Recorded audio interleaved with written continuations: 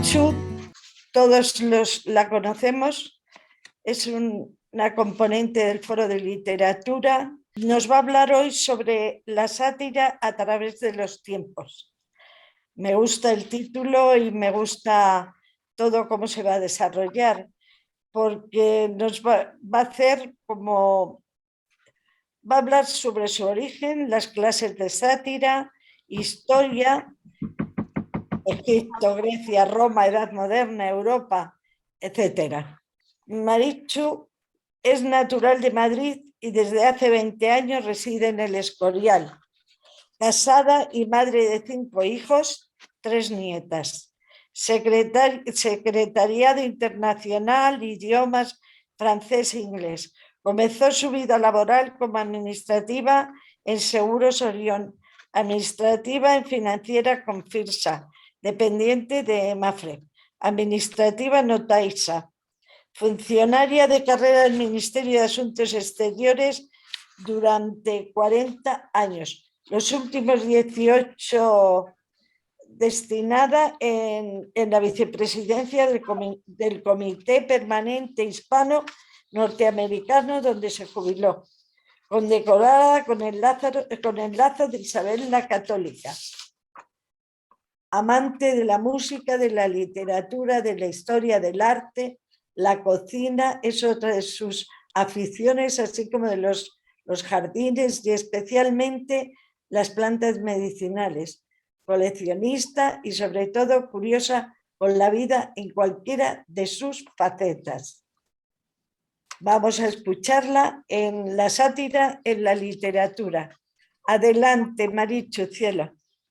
Muchas gracias por tenerte con nosotros como conferenciante. Pues muy buenas tardes. Y lo primero, pues efectivamente, el tener en nuestro recuerdo a Luis Serrano, al que me permitiréis que le dedique la conferencia sobre la sátira. De nuevo en este foro de literatura, hoy por cierto con fecha curiosa, Capicúa, 22 del 2 del 22. ¡Ay, cuánto patito! Pues traigo un tema, creo yo, que interesante, la sátira en la literatura. Viajaremos y recorreremos el mundo antiguo, desde Egipto a Roma. Pasearemos por Europa. Y en Europa, Francia, Italia, Inglaterra, Rusia. Nos detendremos un poco más en España y cruzaremos el charco brevemente y volveremos de nuevo al viejo mundo. Advierto que se quedan muchas cosas en el tintero, soy consciente de ello, pero el tiempo limitado no da para más. Definiré primero el concepto de sátira. Etimológicamente, la palabra sátira proviene del latín lans satura, significa macedonia o platillo de primicias compuesto de varios tipos de frutas. En origen, el término satura se aplicaba a las celebraciones y ofrendas a la diosa Ceres, con acompañamiento de cantos y escenas jocosas. El giro hacia una poesía de carácter dramático, a pesar de las danzas lúdicas y escenas cómicas, provendría, según Tito Livio, de su escenificación durante un periodo de peste. Sinónimos de sátira son diatriba, burla, sarcasmo. ¿Qué es la sátira? Es un género literario que tiene la finalidad de criticar y de ridiculizar a una persona o buscar el burlarse de determinadas situaciones en tono sarcástico. Sin embargo, tiene muchas similitudes con la poesía griega iámbica. Esta es de tipo invectivo. Por contra, la sátira latina es principalmente moral y educativa. La sátira puede estar escrita en verso o en prosa. Produce risas y divertimento. Para ello utiliza la ironía, la parodia, el sarcasmo, la exageración y la comedia para enviar un mensaje de crítica. Expone las locuras y vicios, retrata a personas o acontecimientos de la actualidad. Los personajes o hechos son siempre reconocibles. Como he dicho, es un subgénero de la comedia. Y definiré, antes de comenzar, lo que es comedia. Es una obra dramática, humorística y ligera. Se divide en comedia alta y comedia baja. La baja solo produce risas. En cambio, la alta refleja una crítica social, la sátira. No pretende cambiar el mundo que describe, sino que a través del satírico denuncia la ignorancia, la estupidez y la depravación. Su objetivo es proporcionar la corrección de los vicios,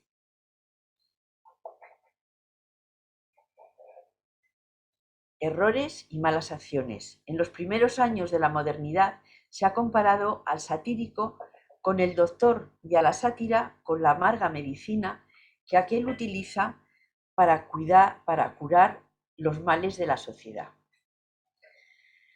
Dependiendo de cómo está escrita, hay 4 clases de sátira. La sátira en verso, que evidentemente está escrita en verso totalmente y trata temas cotidianos.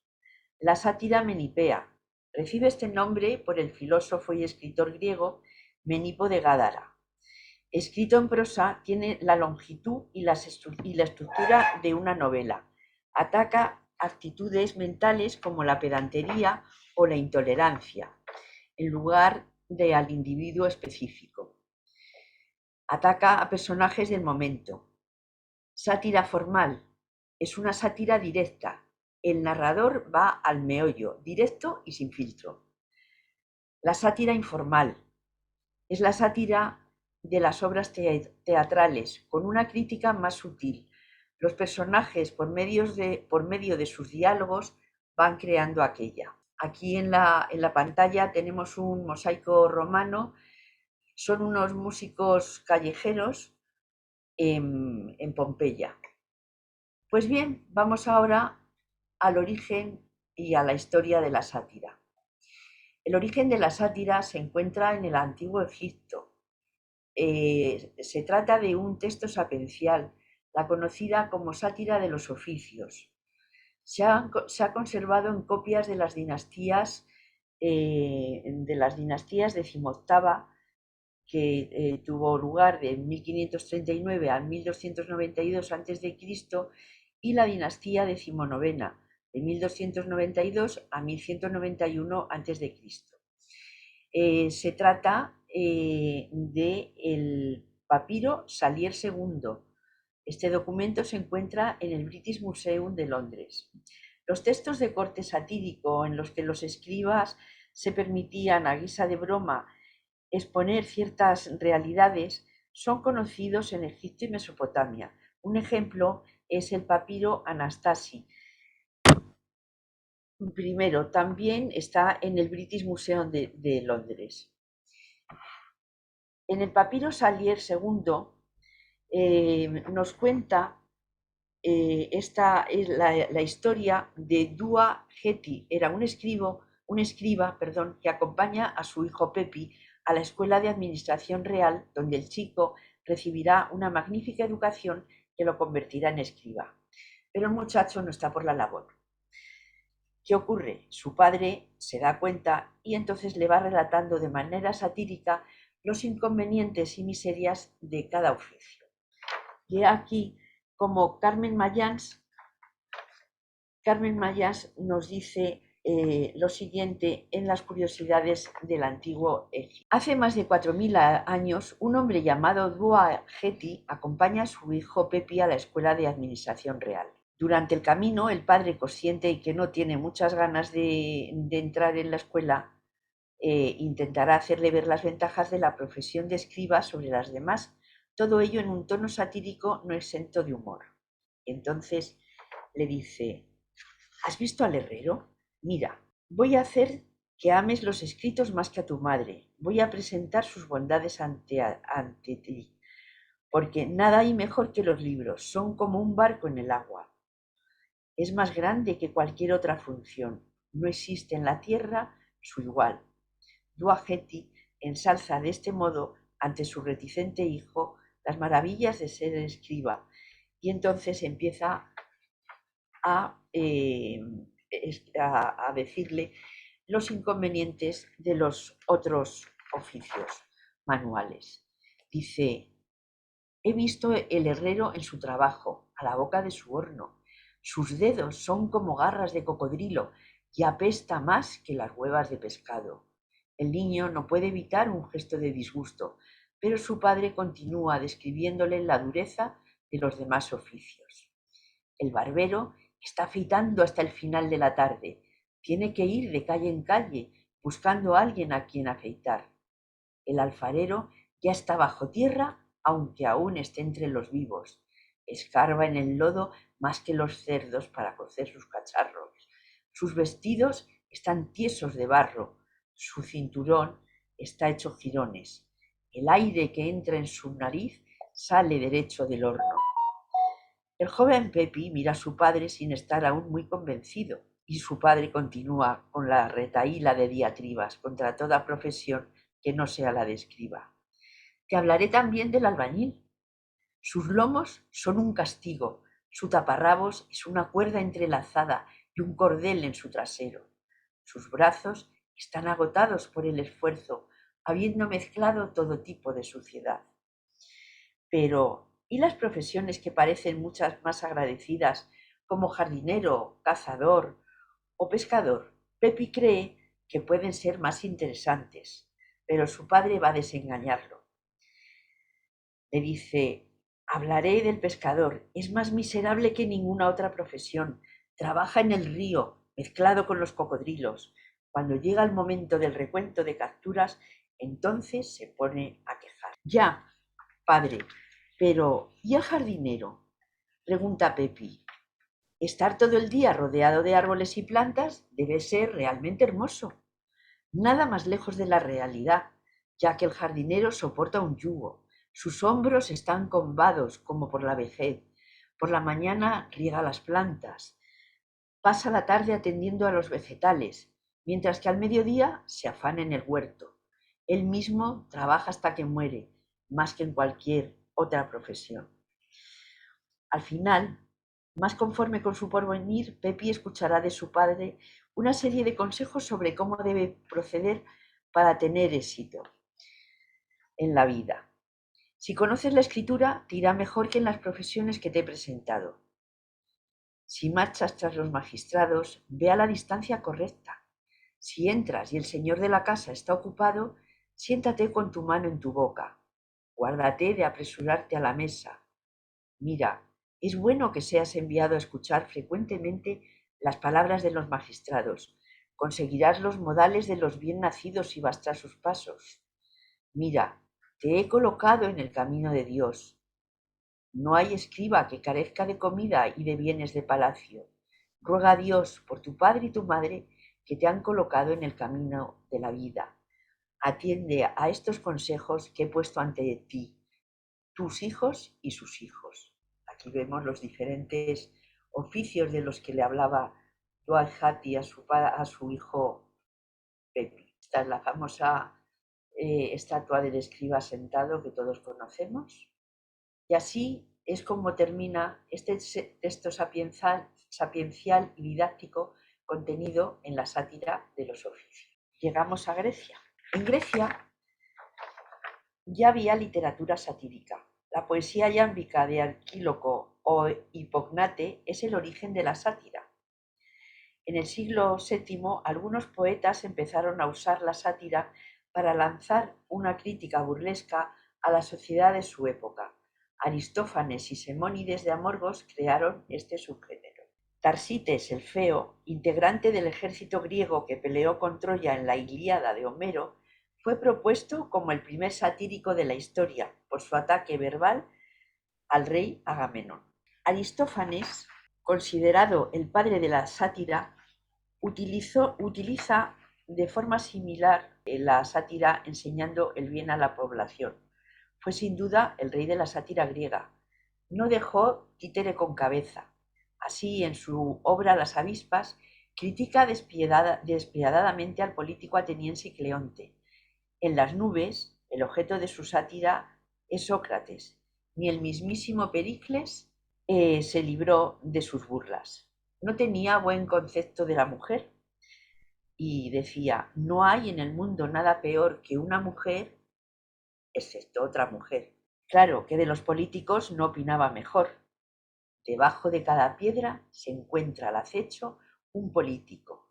Y en esto estaréis conmigo que algo de razón tenía, ¿o no? La juventud pasa, la inmadurez se supera, la ignorancia se cura con la educación y la embriaguez con sobriedad, pero la estupidez dura para siempre. Satura quidem tota nostra es. La sátira es ciertamente toda nuestra, decía orgulloso Quintiliano, el gran pedagogo hispano-romano que nació en Calahorra. Llegamos a Roma. La afición de los políticos a mentir y robar ha acompañado todas las edades del hombre. Desde el siglo V a.C. y durante 1000 años, los escritores romanos combatieron la codicia y la falsedad de sus gobernantes con la sátira. Todos aquellos escritores se mofaron alegremente de unos dirigentes muy parecidos a los nuestros. Esto nos lo cuenta el escritor Polus Núñez en su libro La sátira, insultos y burlas en la literatura de la antigua Roma.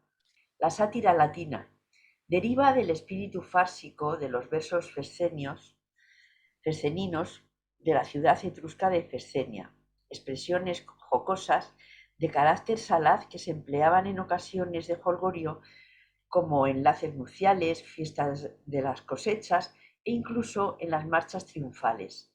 Estas representaciones de música y danzas etruscas posiblemente fueran el principio del teatro romano. Dichas actuaciones las realizaban histriones o actores que combinaban danza, música y recitación. Solían ser esclavos. Los representantes de la sátira latina fueron Lucilio, el 180 al 120 a.C., caricaturizó a sus rivales políticos. Escribió más de 1500 versos en forma hexamétrica.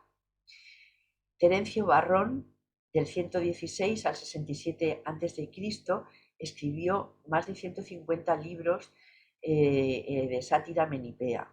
Horacio, del 65 al 8 a.C., también escribió y tiene 2 libros titulados Sermones, escritos en hexámetros y versos yámbicos. Es menos mordaz y agresivo que los anteriores. Juvenal nos ha quedado muchísimo de él, entre otras cosas porque al criticar la vida y la forma en Roma, de alguna forma los monasterios conservaron en sus scriptorum las sátiras de Juvenal.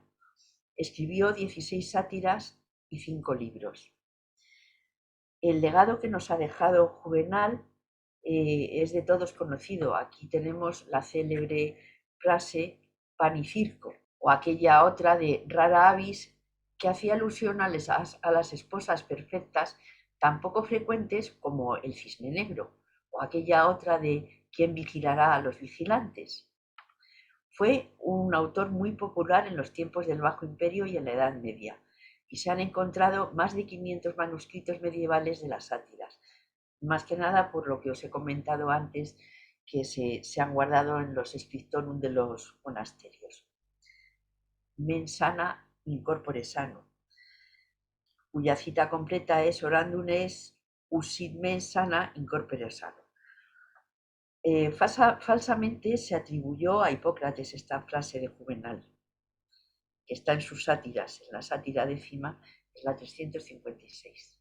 Horacio, con fina ironía, compadece a los adúlteros que se exponen a peligros desproporcionados al placer que obtienen. Dice: ven su placer, que es raro, perturbado por 1000 penas y corren muchos riesgos. Se arroja aquel desde un tejado, matan a palos a aquel otro. Este que huía en un enjambre de ladrones cae. Ese, por escapar entero, tiene que apuginar. Al otro lo ha meado la entera servidumbre, y a más de uno huevos y rabo lúbrico han cortado. Nos cuenta otra vez Polus Núñez en su libro La sátira, insultos y burlas en la literatura de la antigua Roma. Pasamos a las Carmina Triunfalia, Eran las canciones que en la antigua Roma cantaban los soldados a su victorioso general cuando éste celebraba la entrada triunfal. Se cantaban para burlarse del glorificado militar. Y llegamos al final de la sátira en Roma. ¿Cómo fue? Pues reinaba el emperador Domiciano entre el año 81 y el 96 después de Cristo, y termina con la libertad de expresión, prohibiendo las sátiras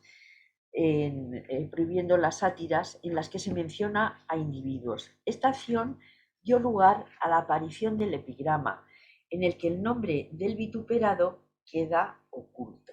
Literalmente significa escribir encima. Se creó en la Grecia clásica y era una inscripción que se ponía sobre un objeto que podía ser desde un regalo a un esboto o a una estatua. Los escritos sobre tumbas pasaron a llamarse epitafios. Es una composición poética breve que expresa un solo pensamiento, principal, festivo o satírica, de forma ingeniosa. La mayoría de los epigramas griegos se encuentran en la Antología Palatina, la Antología de Planudes y la Antología de Céfalas. Tiene de 2 a 12 versos, pero lo normal es la métrica de 2 a 4 versos. He aquí algunos ejemplos de epigramas. El humanista Julio César Scaligiero, en 1561, define el epigrama como poema breve y establece para él 2 características definitivas: brevitas e argutia, brevedad y argucia. En la literatura barroca española, el epigrama fue muy utilizado al ser una forma apropiada para la exhibición cortesana del ingenio. El escritor conceptista barroco Baltasar Gracián, en su obra Agudeza y arte de ingenio, realiza un estudio y antología de epigramas escritos en castellano y latín. También hablaremos después de Baltasar Gracián y su obra, mencionaré su obra El Criticón. Lo hago ahora, no lo hago después. También el jesuita Josep Morell, en poesías selectas de varios autores latinos, Tarragona, 1684, hizo una excelente antología. Durante el siglo XVIII el género no solamente no decayó, sino que tomó una intención menos cortesana y más educativa y moral. Autores de la Ilustración como León de Arroyal compusieron libros de epigramas y lo definieron como un juego artificioso de voces, con que suelen cubrir un concepto, las más veces popular, terminando un pensamiento al parecer ordinario con una agudeza picante, activa y espirituosa. Por otra parte, y siempre según el prólogo de Arroyal a sus epigramas, la belleza del epigrama consistiría en 2 virtudes fundamentales. La una es un cierto retorno o juego de voces que deleiten el oído, y la otra, que es la más principal, la brevedad, novedad, agudeza o elevación del pensamiento que sorprenda gustosamente el ánimo.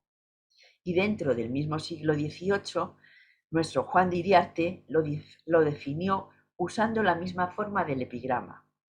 A la abeja semejante para que cause placer, el epigrama ha de ser pequeño, dulce y punzante.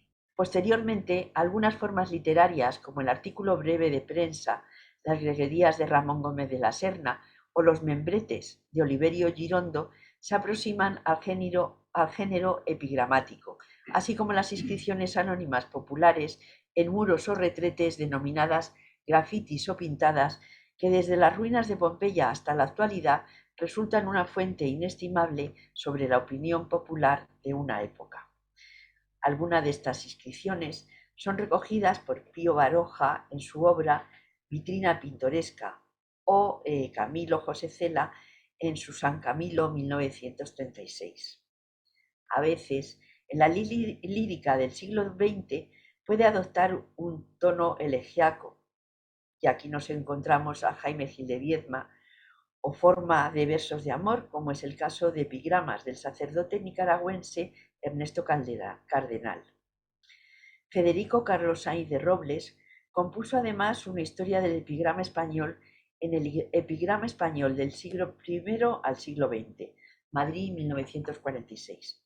En otras naciones, El epigrama fue cultivado con extraordinario acierto. En el Reino Unido sobresalen John Donne, Jonathan Swift, Alexander Pope, creador en el siglo XVIII de una forma de pareado epigramático, y Oscar Wilde. En Francia destaca especialmente Nicolas Boileau. En Alemania, Lessing.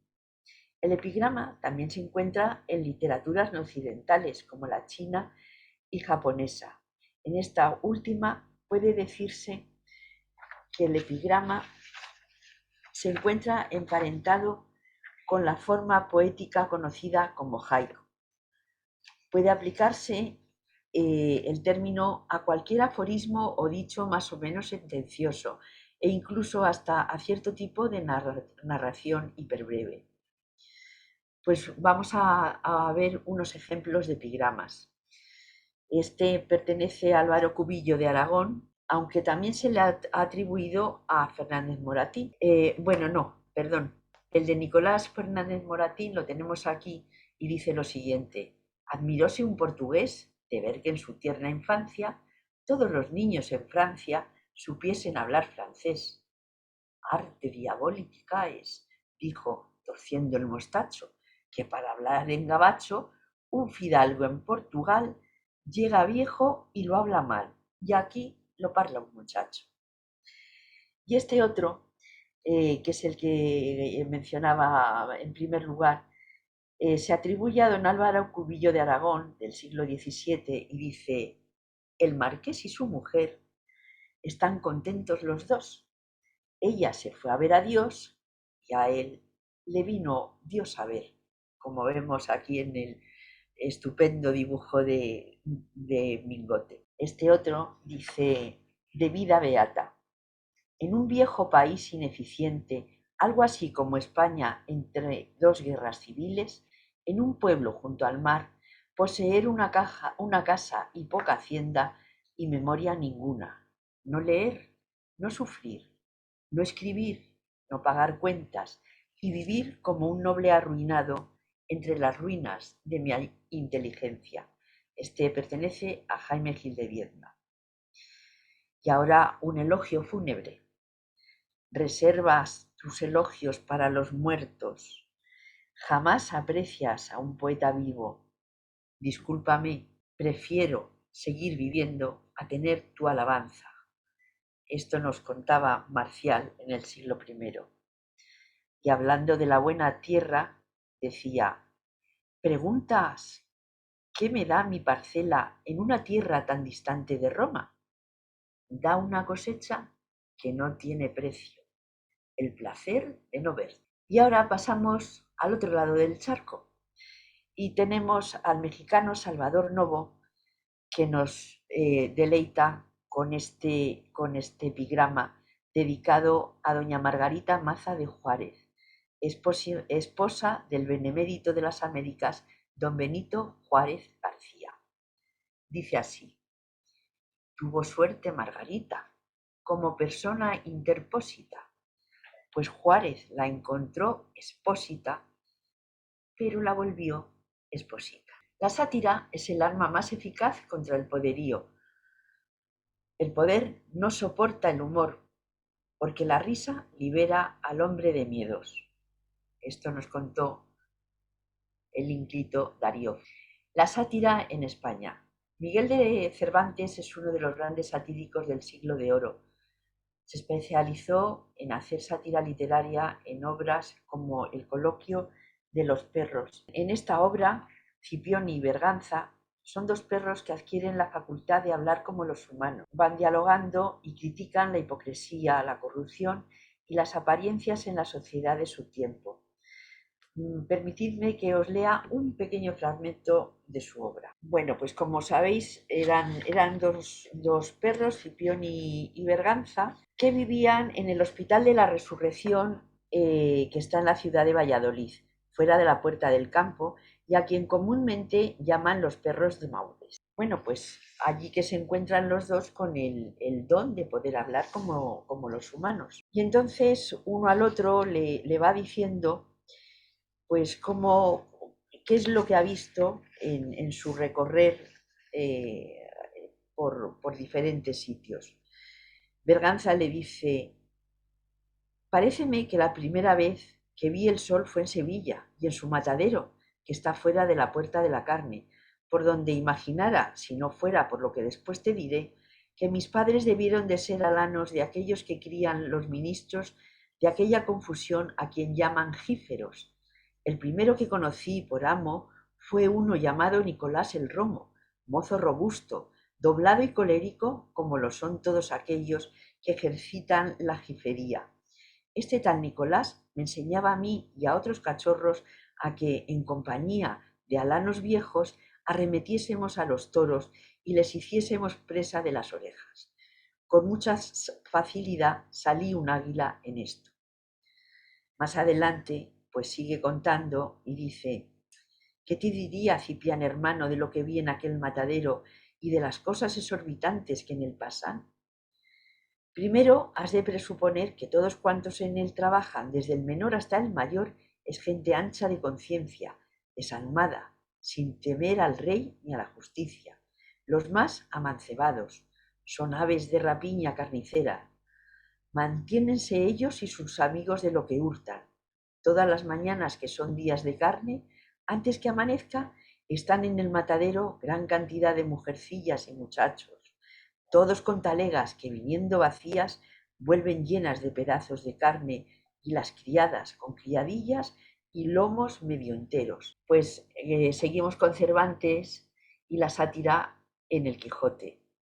Solo en la denominación de los capítulos del Quijote percibimos la sátira cervantina. He aquí una muestra del buen suceso que el valeroso Don Quijote tuvo en la espantable y jamás imaginada aventura de los molinos de viento, con otros sucesos de feliz recordación. De la jamás oída aventura que con más poco peligro fue acabada del famoso caballero que en el mundo, como la que acabó el valeroso Don Quijote de la Mancha. O aquel otro que trata de la rara y descomunal batalla que Don Quijote tuvo que verse con unos cueros de vino tinto. O aquel otro donde se cuentan 1000 zarandajas tan impertinentes como necesarias al verdadero entendimiento de esta grande historia, de cosas que dice Benengeli, que las sabrá quien las leyere si las lee con atención. En fin, y más que podéis leer ahí. Esto está tomado de un artículo de José Antonio Serrano Segura. Aquí vemos una estampa, un cuadro de Sánchez Coello de la Sevilla del siglo XVI, escenario de la novela ejemplar de don Miguel de Cervantes, Rinconete y Cortadillo. En esta novela, Cervantes satiriza la alta sociedad sevillana del siglo XVI, que viven de cara a la galería y la corrupción de la justicia en la figura del alguacil, que hace la vista gorda a las fechorías de los golfos retratados. Los protagonistas son dos muchachos que huyen de sus respectivos hogares. Se dedican al robo, se integran en una banda dirigida por Monipodio, que están organizados. Esta banda está organizada exactamente igual que una cofradía religiosa. Tanto en el coloquio de los perros como en el casamiento engañoso. En La tía fingida, que es otra obra de Cervantes, empieza así: pasando por cierta calle de Salamanca, dos estudiantes manchegos y mancebos, más amigos del baldeo y rodancho, o sea, del florete y el broquel, que de Bártulo y Baldo, vieron en la ventana de una casa y tienda de carne. No eran una carnicería precisamente, como podéis pensar, sino una casa donde solían vivir las mujeres públicas. Pues vieron la ventana de una casa y tienda de carne una celosía, y pareciéndoles novedad, porque la gente de tal casa, si no se descubría y apregonaba, no se vendía, queriéndose informar del caso, deparóle su diligencia un oficial vecino, parece en medio, el cual les dijo: señores, habrá 8 días que vive en esta casa una señora forastera, medio beata y de mucha austeridad. Tiene consigo una doncella de extremado parecer y brío, que dicen ser su sobrina. Sale con un escudero y 2 dueñas, y según el juzgado, es gente granada y de gran recogimiento.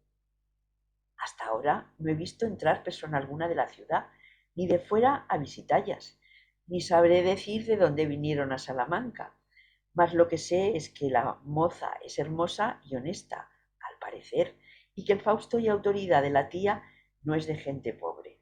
En fin, pues este era la tía fingida, y os podéis figurar pues las aventuras que le ocurren. En el retablo de las maravillas también sigue Cervantes con su sátira de la sociedad.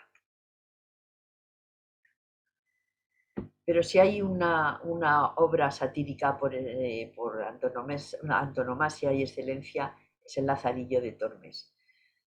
Es anónimo, pero ha habido mucha polémica con la autoría.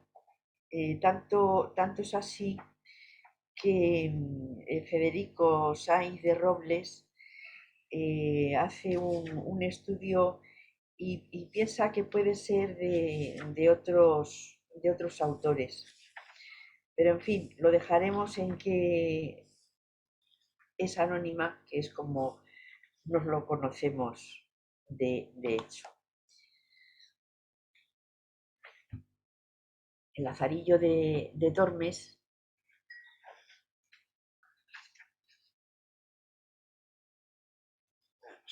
que se me ha perdido, que se me ha ido el Lazarillo, si es que ojo, cómo es. Bueno, pues el Lazarillo de Tormes, que ya lo tengo aquí en la mano, os cuento cómo comienza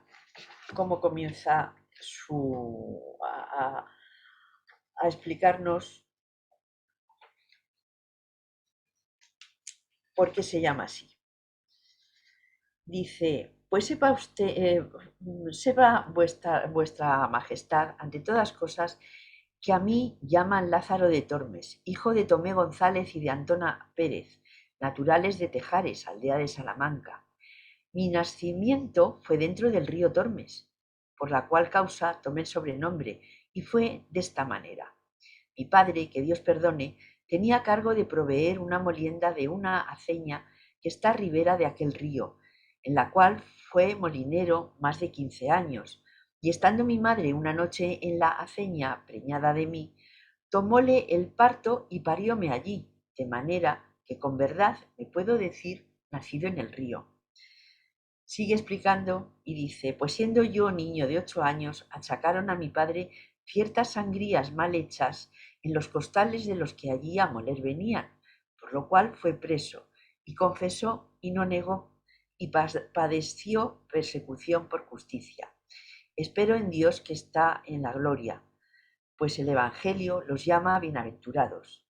En este tiempo se hizo cierta armada contra moros, entre los cuales fue mi padre, que a la sazón estaba desterrado por el desastre ya dicho, con cargo de acemilero de un caballero que allá fue, y con su señor como leal criado feneció su vida.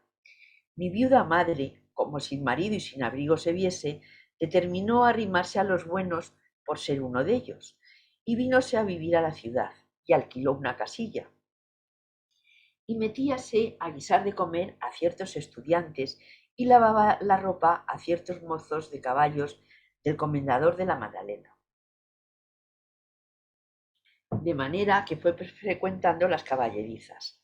Ella y un hombre moreno, de aquellos que las bestias curaban, vinieron en conocimiento. Algunas veces se venía a nuestra casa y se iba a la mañana.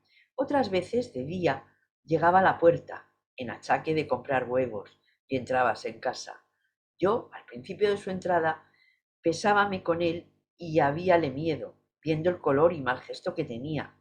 Mas, de que vi que con su venida mejoraba el comer, fuile queriendo bien, porque siempre traía pan, pedazos de carne, y en el invierno leños, a que nos calentábamos. De manera que, continuando la posada y conversación, mi madre vino a darme un negrito muy bonito, el cual yo brincaba y ayudaba a calentar.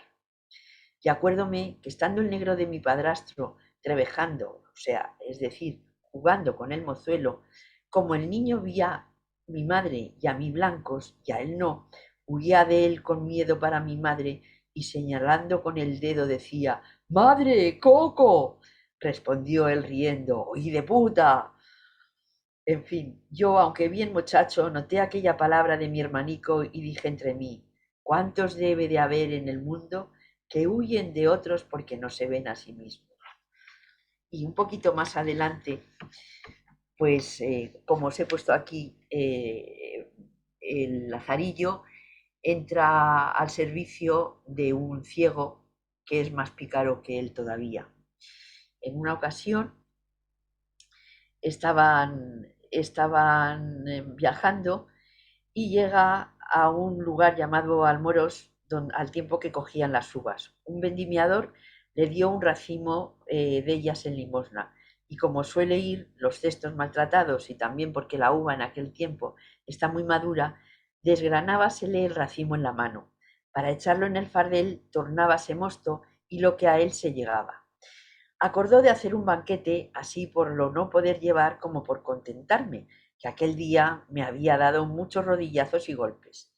Sentámonos en un valladar y dijo: «Agora quiero yo usar contigo de una liberalidad, y es que ambos comamos este racimo de uvas, y que hayas de él tanta parte como yo. Partillo hemos de esta manera: tú picarás una vez y yo otra, con tal que me prometas no tomar cada vez más de una uva. Yo haré lo mismo hasta que lo acabemos, y de esta suerte no habrá engaño». Hecho así el concierto, comenzamos. Mas luego, al segundo lance, el traidor mudó propósito y comenzó a tomar de dos en dos, considerando que yo debería hacer lo mismo. Como vi que él quebraba la postura, no me contenté ir a la par con él. Más aún, pasaba adelante, 2 a 2 y 3 a 3, y como podía, las comía.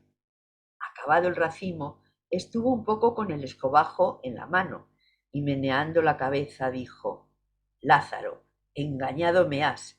Juraré yo a Dios que has tú comido las uvas 3 a 3».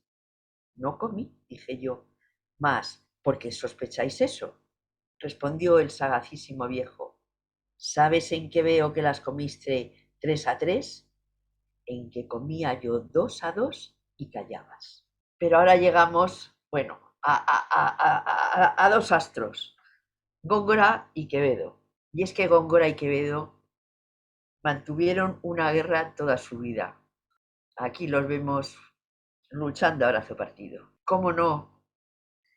Os voy a recitar la conocidísima poesía que dedicó Quevedo a Góngora, a una nariz. Es un soneto. Érase un hombre a una nariz pegado, érase una nariz superlativa, érase una nariz sayón y escriba, érase un peje espada muy barbado, era un reloj de sol mal encarado, érase una alquitara pensativa, érase un elefante boca arriba, era Ovidio Nasón más narizado, érase un espolón de una galera, érase una pirámide de Egipto, las 12 tribus de narices era. Érase un naricísimo infinito, muchísimo nariz, nariz tan fiera que en la cara de Anás fuera delito. Y claro, ¿qué pasaba? Pues que resulta que si Góngora tenía esa hermosa nariz, Quevedo, ¿qué le ocurría? Pues que era totalmente zampo. Y entonces Góngora le dedica pues este otro soneto. Anacreonte español, no hay quien os tope, que no diga con mucha cortesía, que ya que vuestros pies son de lejía, que vuestras suavidades son de arrope. No imitaréis al terenciano Lope, que al de Belerofonte cada día, sobre zuecos de cómica poesía, se calza espuelas y le da un galope. Con cuidado especial vuestros anteojos dicen que quieren traducir al griego, no habiéndolos mirado vuestros ojos. Prestádselos un rato a mi ojo ciego, porque a la luz saque ciertos versos flojos y entenderéis cualquier gregüesco luego. Y bueno, pues aquí llega otra vez Quevedo con esta cosa tan divertida. Yo te untaré mis obras con tocino, porque no me las muerdas, Gongorilla, perro de los ingenios de Castilla, docto en pullas, cual mozo de camino, apenas hombre, sacerdote indino, que aprendiste sin Christus la cartilla, socarrero de Córdoba y Sevilla, y en la corte bufón a lo divino. ¿Por qué censuras tú la lengua griega, siendo solo rabí de la judía, cosa que tu nariz aún no lo niega? No escribas versos más, por vida mía, aunque aquesto de escribas se te pega, por tener de sayón la rebeldía. Y seguimos con nuestros estupendos y magníficos escritores y pasamos a Lope de Rueda, que está considerado el precursor del teatro en el siglo de oro. Fue uno de los primeros actores profesionales españoles. Dramaturgo, escribió comedias, farsos y pasos o entremeses.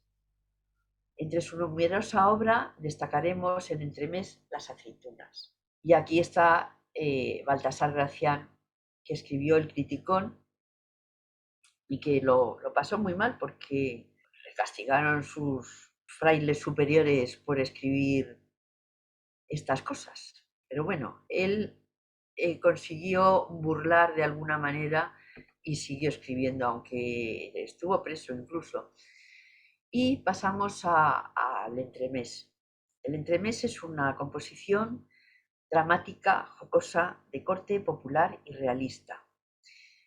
Es un género teatral y es un vehículo de sátiras. Son obras cortas que se representaban en el intermedio de una obra teatral. El ridículo, que mueve a risa, así como el mimo y la invectiva, son esenciales en el entremés. Había veces que se representaba al final de la obra y alguna vez al principio, siendo así que servía para abrir boca. En este caso, la sátira es llamada matraca o apodos. Nuestro siglo de oro es un filón en el género, como he puesto antes el ejemplo del retablo de las maravillas de Cervantes. Don Ramón de la Cruz también escribió, aquí están las obras satíricas de Ramón de la Cruz, el Petimetre, la derrota de los pedantes, que pertenece a Moratín, y Valle Inclán, que escribió la sátira de Valle Inclán en el retablo de la avaricia, la lujuria y la muerte. Las sátiras de Valle Inclán están conocidas, los esperpentos. Esos son las sátiras de Valle Inclán. Seguimos ahora con la sátira en Europa y vamos a la sátira augusta. Es la sátira que se utiliza en Inglaterra. Charles Dickens en La historia de dos ciudades, o Lewis Carroll en Alicia en el País de las Maravillas frente al espejo, Bernard Shaw en Ironías y verdades, George Orwell, 1984, Rebelión en la granja, o Aldous Huxley en Un mundo feliz. La sátira augusta, como os decía, es el género literario que se desarrolla en el siglo XVIII. Se han referido a este periodo como a la época de la sátira. Jonathan Swift fue el principal autor satírico. Otros autores de esta época fueron Tom Brown, Ned Ward, Tom Durfee, Alexander Pope, Robert Harley, John Gay, John Arbuthnot, Thomas Palmer y Henry St. John. Estos formaron el Scribble Run Club. En Italia tenemos como principal satírico a Boccaccio, al padre Aretino con La cortesana y a Boccaccio con el Decamerón y su obra El Corbacho, que no tiene nada que ver con el Corbacho nuestro. El Corbacho está escrito entre 1354 y 1355. Es un relato cuya trama tenue y artificiosa no es más que un pretexto para un debate moral y satírico. La composición tiene su origen en un enamoramiento poco exitoso de Boccaccio. Ya cuarentón se enamoró de una bella viuda y le escribió cartas requiriéndola de amores. La mujer mostró las cartas a sus allegados, burlándose de Boccaccio por su origen plebeyo y por su edad. El libro es la venganza del autor, que no dirige solo contra la viuda, sino contra todo el sexo femenino. Aquí tenemos las caras de nuestros autores ingleses. La sátira en Francia principalmente es Voltaire con su obra Cándido, o su otra obra Burlas y sátiras, y la obra Gargantúa y Pantagruel. Dice Voltaire: sátira miente sobre hombres de letras mientras viven, y elogio mentiras sobre ellos cuando mueren. Y claro, tenemos también a Molière y su enfermo imaginario. Pasamos a Rusia y tenemos a Gogol con la Dama del Perro y el Inspector. Pasamos a Norteamérica. Mark Twain, el autor de Tom Sawyer y Huckleberry Finn, escribió una obra satírica, La célebre rana saltarina del condado de Calaveras. Edgar Allan Poe, además de novelas de miedo, nos dejó una satírica, El hombre que se agotó. James Russell, una fábula para criticar. Y el novel Saul Bellow, en El rey de la lluvia, satiriza a otro novel norteamericano, Hemingway. Cuando recibió el Nobel, Saul Bellow dijo: el niño que tengo dentro está encantado, pero el adulto se mantiene escéptico. Allan Poe nos dejó esta frase: a la muerte se le toma de frente con valor y después se le invita a una copa. Y un poquito más abajo, pues llegamos a Perú. En Perú, Juan del Valle Caviedes es llamado el Quevedo peruano. El azote de los médicos y el poeta de la Ribera son sus obras satíricas. Y tenemos en México a la insigne Sor Juana Inés de la Cruz, que entre todas las cosas estupendas y maravillosas que escribió, pues nos dejó esta poesía que dice: hombres necios que acusáis a la mujer sin razón, sin saber que sois la ocasión de lo mismo que culpáis, si con ansia desigual señalan su desdén, ¿por qué quieren que obren bien si las incitáis al mal? Y bueno, pues después de este recorrido voy a pasar un poquito así por encima sobre las revistas satíricas del siglo XIX. Como veis, bueno, había muchísimas revistas: La burra de Balaam, El pájaro rojo, en fin, bueno, pues principalmente lo que satirizaban era los momentos políticos que se sucedían en aquel entonces. Una de las revistas fue La Flaca y La Campana. Cerraban La Flaca y entonces, ¿qué hacían? Pues sacaban otra que se llamaba La Gorda, pero que llevaba la misma. Y las satíricas actuales, pues ya las conocéis todos. El Jueves, cuya portada que os pongo aquí, veréis que está totalmente de actualidad. España va de culo. El Papus, La Codorniz, la revista más audaz para el lector más inteligente. La sátira llega a todas partes, y en el cine tenemos dos ejemplos magníficos, como fue la que hizo Charles Chaplin en El Gran Dictador, en el que, como veis en el cartel, pues parodiaba a Hitler.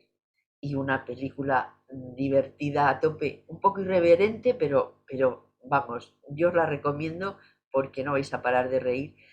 Seguro que la conocéis todo. La hicieron los Monty Pythons y es La vida de Brian. Aquí tenemos a los Simpsons, que yo los tengo mucha manía, pero es la crítica televisiva por excelencia. Y ya pues nos metemos con otros satíricos, como son por ejemplo los Morancos, que hacen parodia y sátira de cualquier persona y de cualquier hecho. Son verdaderamente graciosos a mi modo de ver. Y tenemos aquí a un autor, ya falleció, Javier Crae, que era satírico y corrosivo, pero pero al máximo, junto a Sabina y al también fallecido. Bueno, pues hasta aquí llegó la riada. Espero que hayáis pasado un buen rato.